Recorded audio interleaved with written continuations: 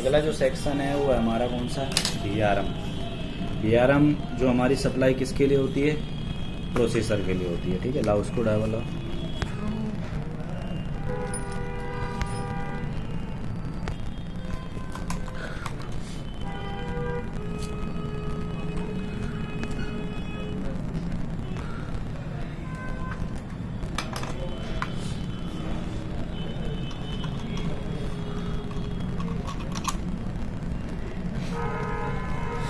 तो ये है तुम्हारा इनबिल्ट वाला प्रोसेसर। ठीक है, और इस चिप का नाम क्या है, UCPU1। UCPU1। तो हम इसका डायग्राम खोलेंगे, पहले हम डायग्राम के हिसाब से उसको ढूंढने की कोशिश।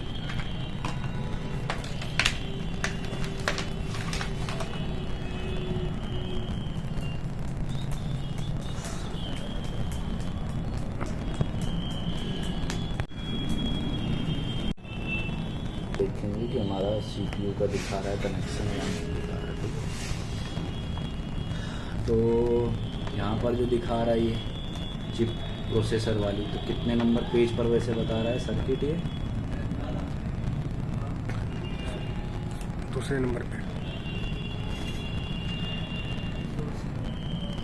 पेज नंबर 5 पेज नंबर 5 से P11। अच्छा तो अगर हम देखें कि 5 नंबर पे कुछ दिखा भी रहा है इसका, कि ऐसे ही बता रहा है इसका, ये गया 5 नंबर पे हमारा बिल्कुल क्या पेज खाली है। 11 नंबर जाते हैं, 7, 8, 9, 10 खाली नहीं 11। तो दिखा तो रखा है CPU के बारे में, लेकिन क्या दे रखा है, ये पिन डिटेल दे रखा है। लेकिन हमें ढूंढना है कौन सा सेक्शन, VRM। तो हम चलते हैं अब ना, वही तरीका, सबसे नीचे आ गए हम। ठीक है, थोड़ा सा ऊपर चलेंगे और चलो,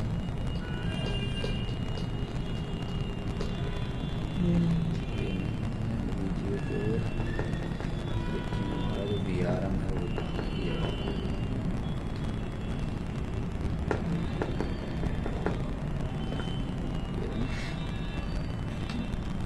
GFX का आ रहा है, जो ग्राफिक वाली सप्लाई चलाता है CPU, और एक ही आ रहा है CPU को।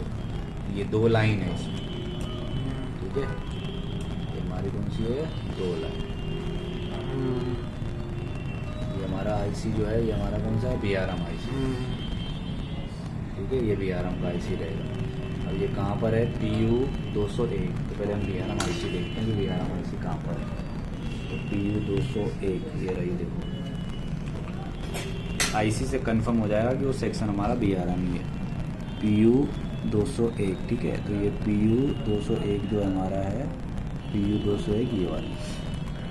ठीक है, ये वाली IC हमारी VRM है, तो मतलब सेक्शन हमारा यही हमारा VRM का है। ठीक है, अब इसमें जो VRM सेक्शन है, एक क्या होता है प्राइमरी, एक क्या होता है प्राइमरी, और एक क्या होता है सेकेंडरी MOSFET। ठीक है, अगर 2 लाइन होगी तो भी क्या होगा, एक प्राइमरी 2 सेकेंडरी वाला भी हो सकता है, और 2 प्राइमरी 2 सेकेंडरी वाला भी हो सकता है। लेकिन इसमें कौन सा सर्किट बता रहा है, एक प्राइमरी और एक सेकेंडरी, एक प्राइमरी एक सेकेंडरी, 2 लाइनें।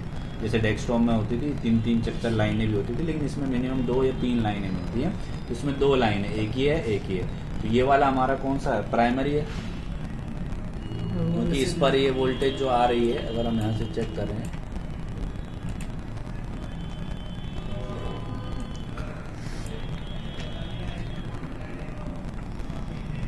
ये कॉइल और किसके थ्रू,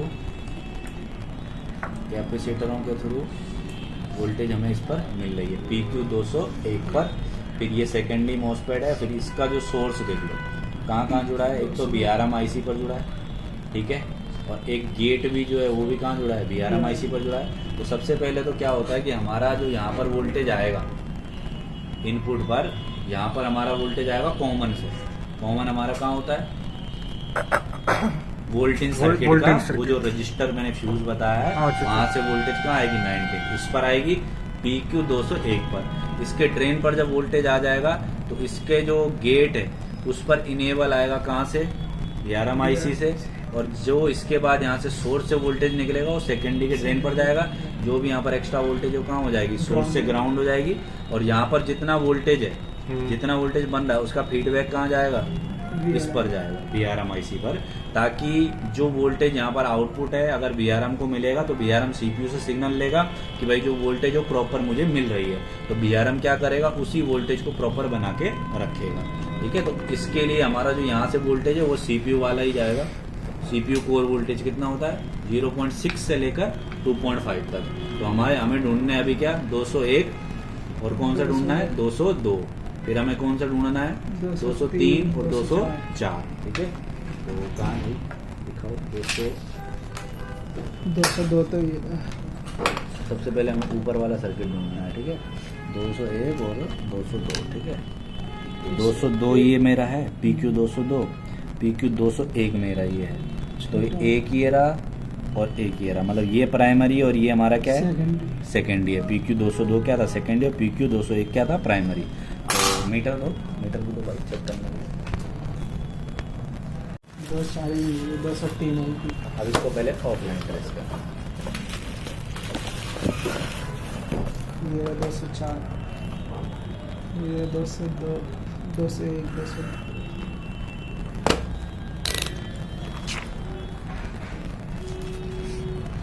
जो PQ 201 है PL 201 से कनेक्टेड है भाई। ठीक है, PL 201 मतलब ये वाली कॉइल से कनेक्टेड है।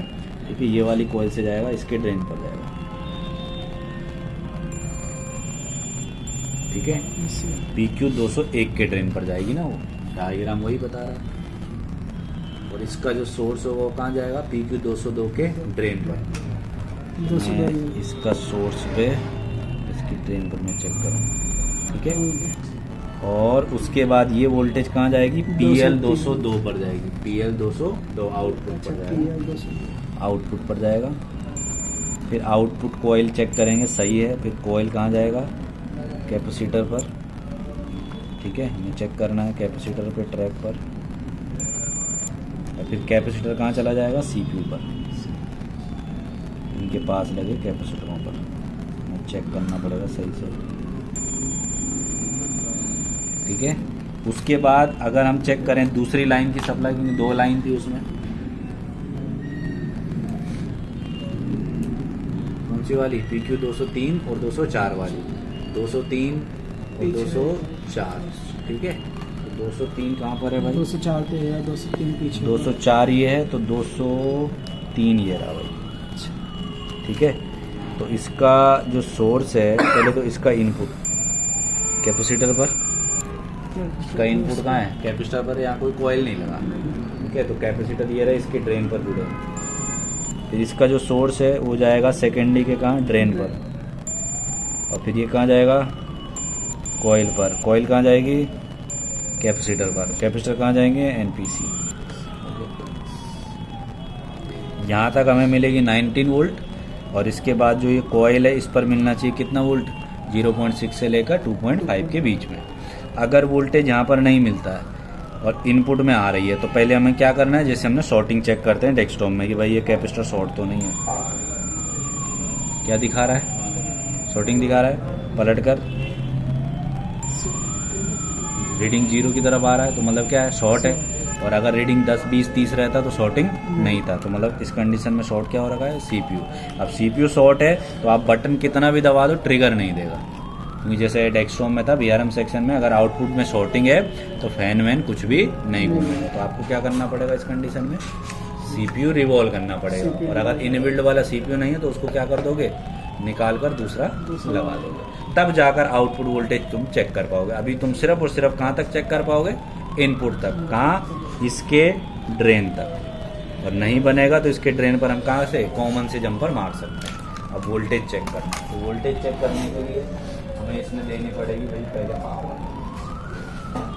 ऐसा अभी ऑफलाइन तक आएंगे तो ऑनलाइन है, फिर वो आते हैं पहले ऑफलाइन तक क्लियर करने पाए थे, फिर